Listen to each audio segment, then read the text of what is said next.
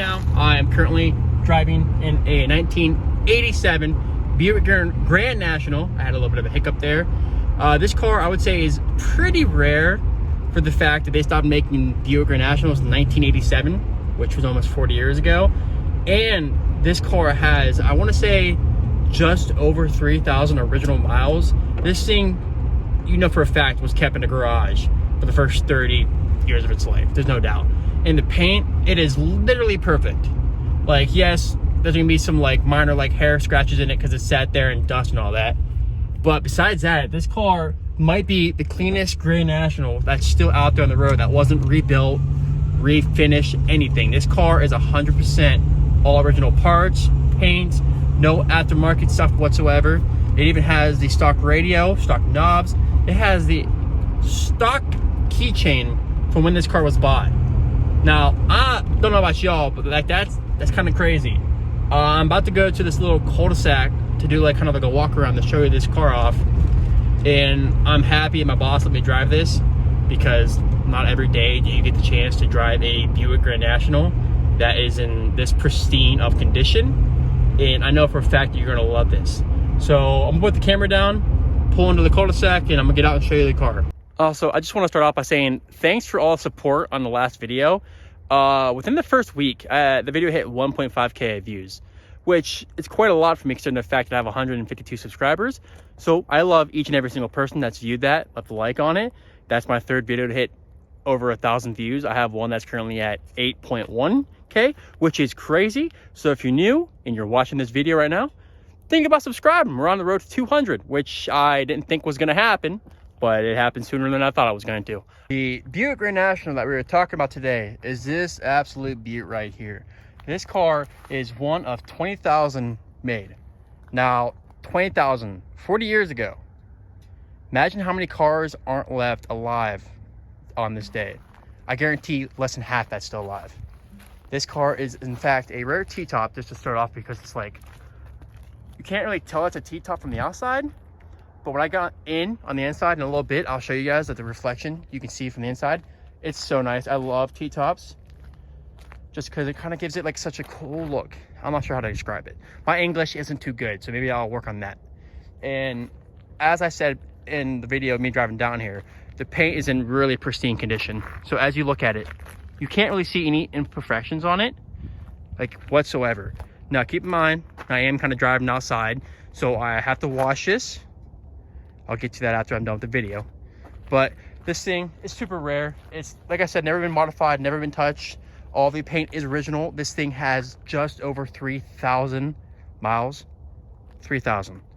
That's unheard of for a Buick Grand National. And like, I don't know how to explain it. I've always seen videos of these cars. I've known people that had these cars. And I don't know, from a distance, I wasn't the biggest fan. But like the body line of it, it's so nice. I'm gonna go back to how I felt about the Charger. I love the Charger for how the rear end of it was kind of like beefier and it nosedived. I kind of look how like you can tell this car just wants to have like a V8 swap or I don't know, like some other motor to take this thing to the drag strip and rip it, because it just has the body. It just looks aggressive. Even with it being stock, this thing just looks aggressive. Car has 245 horsepower, which isn't too much, but it's a good amount for a stock car. And it has 335 pounds of torque at 2,000 RPMs, which I would say is a pretty solid, you know, solid amount of torque. I'm gonna open the door to show you the inside. I'm gonna take a picture from my buddy, how he shows off his cars. Jay, hope you don't care. If you wanna go look at his channel, is what it's like. I'll link it in the description. He has all kinds of classic cars, go check him out. Now, this is the door card. Super clean. The interior is immaculate. Don't mind the little grass stuff. I just drove it. The interior though, it is immaculate. Look at that. All original. No replacements. No. Backseat, look at that. You're not gonna find a car from the 80s unless it was garage kept like this one that has this kind of interior. It's just not gonna happen. Zoom the camera out the best I can to show you like what the dash looks like and everything. It's super simple. You can tell it's from the 80s with the cluster and how it looks. This is the radio. That's the volume.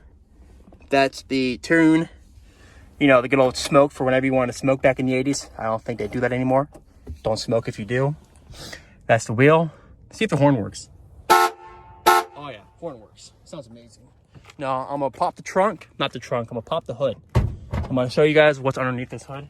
Pop the hood. As you guys can see by the badging, it is a 3.8 liter turbo V6. When you pop the hood, you come over to this latch right here, you pull it and you pick it up. Now that is absolutely clean. Look at that. Look at the turbo housing. Look at all that. It's really cold, guys. So if you hear a lot of noise in the background, I'm freezing. Look at that. Super clean. Look at that. I just noticed that. That is so cool. That's so cool. And I like how, if you look at the hubcaps, I wouldn't say the hubcaps with the wheel. Look at how it looks like a turbo. Also, I kind of do like the wheel setup on this car. Like, it has some meaty like tires, but they're not too aggressive, and the rim's not too small, because some vehicles have really small rims. But I dig it. This is what the T-top looks like. So from the inside, it's more noticeable, but from the outside, you wouldn't know it's a T-top unless you're on top of it. It's pretty cool. Now, I'm gonna start it up. I'm gonna show you the dash when it's running. My hand's really cool, as you can tell. This is the dash. That's the RPMs, as you can see when you hit the gas. It goes. I like that. I like that detail. Kind of gives. I love the 80s, and you can tell that's from the 80s. And then here's the radio, like I said. How much? It works. I'm not sure how to, set it, but it works. That's all that matters, right? And then AC. So if you want to get hot, you slide this over and go like normal. Oh, my bad. Turn it up to the high. And as you can hear, it's cranking. It's nice. Little badging detail right there. Glove box. I'm not sure how to. Oh, it's a decent sized glove box. Feel like a burrito in there. There we go. We're going back to driving. I got my thumbnail, as you would say. I just noticed that when you put the visor down, unless you're really short and you push it right up, you can't see because it almost touches the wheel. That's the one downside to this Grand National I found. Besides that, I love it. I can't complain. So as you guys can see, signals do work. And when you turn it on, they appear right there. So that's right, left. I'm gonna turn right on. It says right turn. So we're gonna go. We'll show you guys how smooth this is. Now, as you guys can see, we're back on the road driving. This thing drives smooth. It drives great. It's probably, I'd say, in my top 10 for driving experiences on comfort-wise and everything being driver-oriented. Now, unfortunately, I'm not going to be able to do the whole 0 to 60 test, but that's just part of the game. You can't always do it every single vehicle, especially vehicles that have less than 3,000 miles on it, if not 3,000. The tach should tell me, but to be honest, oh yeah, right there it is. So the tach, 3,108 miles. You can see it right there. This is a POV perspective for everybody out there wondering what it would look like driving this car. It drives really well. It's super smooth. It glides over all these bumps compared to what most vehicles from the 80s did and felt like. Can't complain. And for people that want to have an idea of how big this wheel is, there you go. I have plenty of space below it and plenty of space above it for the windshield. This is it from like the side view. And when you pan around and look over, you have like a full 90-degree view. Now I'm gonna take it back to the shop, give it a good wash detail, and then go stage it in the showroom to take some photos of it and give you guys kind of like a cinematic shot of what it looks like. Hope you guys enjoyed that short, maybe long walk around and description. If you did enjoy, think about leaving a like and maybe subscribing. Like I said earlier, we're on the road to 200 subscribers. I appreciate all of you guys, and I'll see you guys in the next one.